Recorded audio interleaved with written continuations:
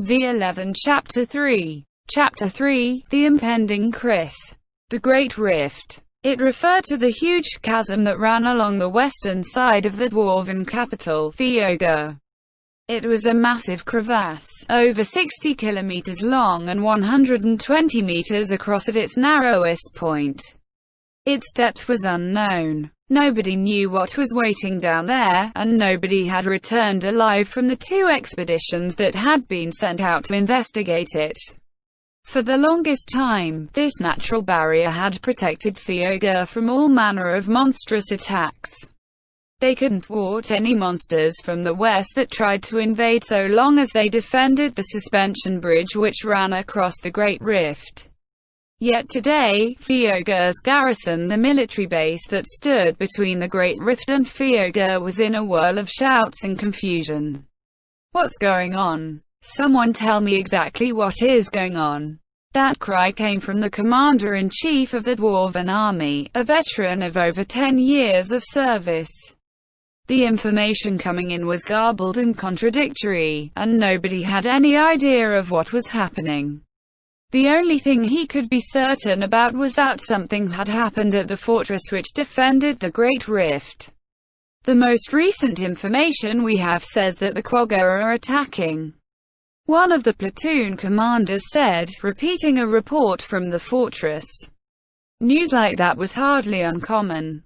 The Quagga and the dwarves were mortal enemies, and they frequently attacked in groups of hundreds. There had been more attacks during the commander-in-chief's 10 years of service than he could remember, but until now all of them had been turned away at the fortress. None of them had managed to get close to the garrison, much less Fyoga itself.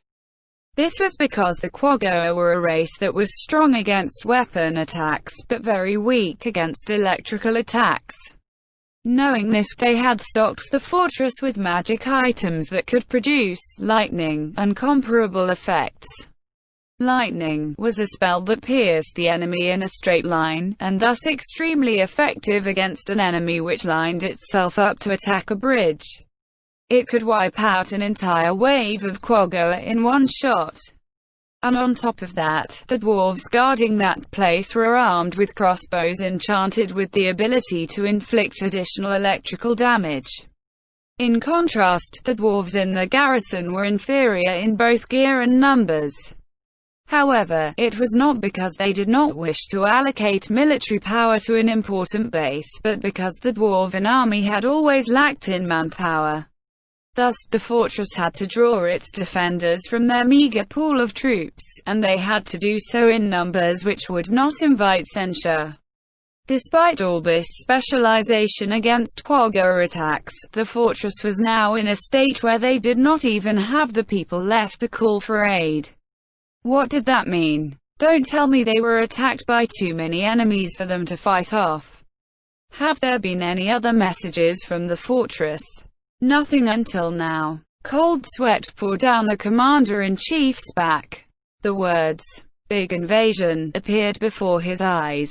There had been rumors of such a thing several years ago, but even so, he had been trying his best to deceive himself, saying that there was no such thing. Yet, it was unfolding before his eyes. The commander-in-chief pulled himself together. Now was not the time to contemplate such ghastly things. What was the right thing to do now? A gently sloping tunnel in the shape of a spiral led from this garrison to the fortress. An aed of them was the capital Fyoga. The cavern where the garrison was located at was their final defensive line, and on top of that, they had gates of mithril which were alloyed with orichalcum. They could withstand an enemy attack from the tunnel if they closed the gates. Should they close the gates? If they did so, they would not be able to send out reinforcements from here. In other words, they would be abandoning their comrades, who might be fighting for their lives at the fortress. Still, his hesitation only lasted for a moment. There were less than 20 people in the fortress. There were over 100 dwarves in Fyoga. There could be only one answer when one thought of which side had priority. Close the gates. Relay the orders. Close the gates. Before the echoes faded from the air, a thrumming sound came from the earth. Slowly, the gates covered the entrance. These gates, which had not been touched except during trawling, were now being used for their true purpose. "Sir, it's the Kogure." "What?" After hearing the cry from the soldiers guarding the tunnel entrance, the commander-in-chief turned to look. He saw the disgusting form of a demi-human, foaming at the mouth, its eyes bloodshot. Without lightning enchanted weapons, even one of them was a formidable foe. And now, hordes of them, so many that they could not count it with both hands, were rushing at him. How could this be? Had the fortress really fallen? How many men had the Kogure brought with them? Could they hold against him even if they shut the gates? The commander-in-chief had these and many other questions in his heart, but in the end he shook his head. "Don't let them in. Spearmen, forward!" With great cries, the soldiers formed up into a spear line. Even seeing this did not slow the speed of the Kogure charge. This was because they trusted in their fur and hide to protect them against metal. The commander-in-chief clicked his tongue. The Kogure had made a wise choice. Their skin was such that crossbow bolts might bounce off when fired at them. The only thing a spear line could do was to hold them at bay. However, the people here had anticipated that the Kogure would try something like this, and they had naturally taken steps against it. Mages, Blitzkrieg, a third-tier area of effect spell, Thunderball, and 2 second-tier spells, Thunderlances, came from the balcony overlooking the spearmen, at an angle which would not hit them. The casters of these spells were the 3 most powerful mages in the army. The group running at the head of the horde was instantly slain by the Thunderball, as one would expect of the Kogure's bane. The Kogure behind him stopped to avoid being hit by it as well. It was only for a short period, but it gave them breathing room. The gates closed with a great clang. The sounds of hammering and banging filtered through from the other side of the sturdy doors. The tense atmosphere in the air lightened somewhat. However, the commander-in-chief, the men around him, and everyone here knew that this was not over yet. The gates were very tough. The teeth and claws of regular Kogure would not be able to damage them. However, some Kogure had teeth which were said to rival the hardness of mithril. While these were leader-level beings, it would not be unusual to find such entities participating in an attack like this. There was no way to rule out any problems. Damn it. If only the gate was electrified. That was a suggestion the commander-in-chief had made when he had first taken his position. After all, the gates alone were not reliable enough as a final line of defense. Of course, there had been various reasons for why they could not enchant the gates, such as a lack of national power, but a big part of that had been because the fortress had always managed to stop any enemy invasions. Thus, the higher-ups had the attitude that, as long as the fortress holds, everything will be fine. Looking around, he saw grim and dark expressions on everyone's faces. This was bad. If they lost their hope for the future, they would end up losing when the fighting became desperate. The commander-in-chief decided to turn the situation around, and shouted, "Well done. We've ensured the city's safety. But it's not guaranteed by any means. Start setting up barricades in case the enemy breaks through the gates. Hurry up." New determination filled the faces of the dwarven soldiers. The knowledge that there was still something they could do rekindled their motivation. Even a fragile hope was better than none at all. The commander-in-chief's chief of staff stood beside him and whispered into his ear, "Sir, should we bury the gate with sand and dirt?" The commander-in-chief pondered the other dwarf's words. If they sealed it off completely, many dwarves would express their disapproval. They have no idea what's going on. The commander-in-chief noticed his chief of staff's expression. He had probably assumed the Commander-in-Chief's statement to be a reply to his question. "Sorry, I didn't mean you. I meant that lot, the Regent Council. You're one of them too, aren't you, Commander-in-Chief?" So that's their response to a complete lockdown. Personally, I don't think sealing it off is enough. We should abandon Fyoga. The Commander-in-Chief narrowed his eyes and dragged his Chief of Staff by the hand to a place where the men would not hear them. He did not want their conversation to be overheard by anyone. "You think so too?" They had no idea how many Quagga were on the other side of that gate. The enemy attack had been too swift and they had been forced onto the back foot. Thus, they had lost many chances to learn about the enemy. What they were doing now was like locking themselves up and closing their eyes. The only solid piece of data they had was that the enemy had enough fighting power to bring down the hitherto impregnable fortress, and they had to think of a way to deal with that. Under these circumstances, and after taking their fighting power into consideration, it would be extremely difficult for the dwarves to open the gates and beat back the enemy. The best solution might well be to abandon their capital. Then, how much time will burying it in dirt and soil buy us? If we collapse the cavern, we'll be able to buy a lot of time, but if we use sand and dirt alone, we'll only gain a few days at most. What dangers will a collapse pose? As you know, we aren't far from Fyoga. Although I can't really be sure without having the tunnel doctors check, there's a chance that it might affect the city as well. The worst-case scenario is that a shortcut opens up from beyond the gates and the Quagga pour through it and into Fyoga. In other words, we need to find out right now. Then, next question. Do you think the fortress fell under sheer weight of numbers? Why didn't the people in the fortress inform us sooner? I thought of a few possibilities. Personally, the most likely option is that the Quagga have enlisted the help of another species. Could it be the frost dragons? The Quagga had conquered the former dwarven capital of Fyo-Birken, and had taken it as their home. However, the royal palace at the heart of the city was ruled by a frost dragon. Both parties did not have a perfectly cooperative relationship, but since they lived together, they might help each other out. The Commander-in-Chief's face blanched. Frost dragons were essentially natural disasters once they reached a certain age. There had originally been 4 dwarven cities. Fyo-Birken, which had been abandoned during the attack of the demon gods 200 years ago. Fyoga of the east, which was their current capital.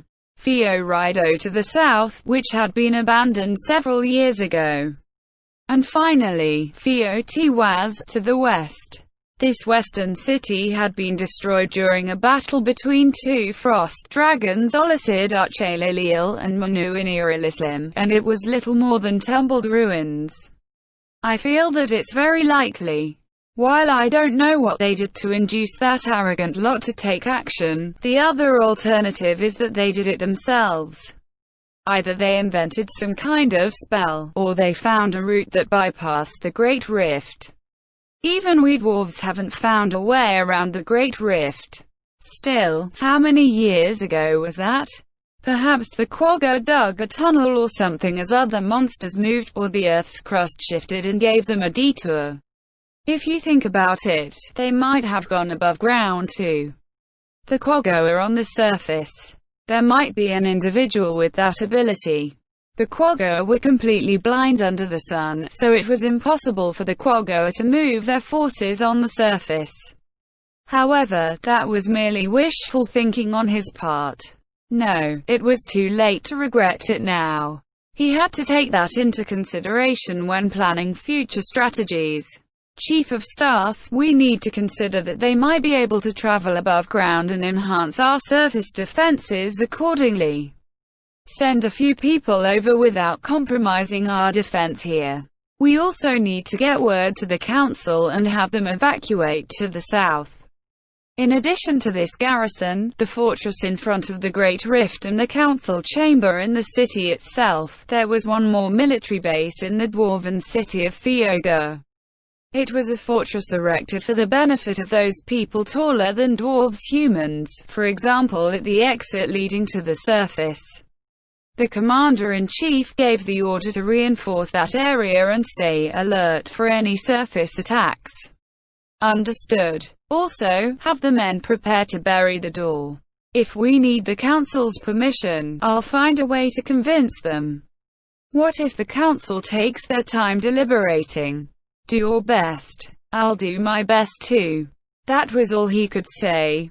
Of course, his plan was to push for it as hard as possible, in his position as one of the 8 councillors, but if the others vetoed him, then all he could do was try as hard as he could on his own. Report. Report. I have a report. Where's the commander-in-chief?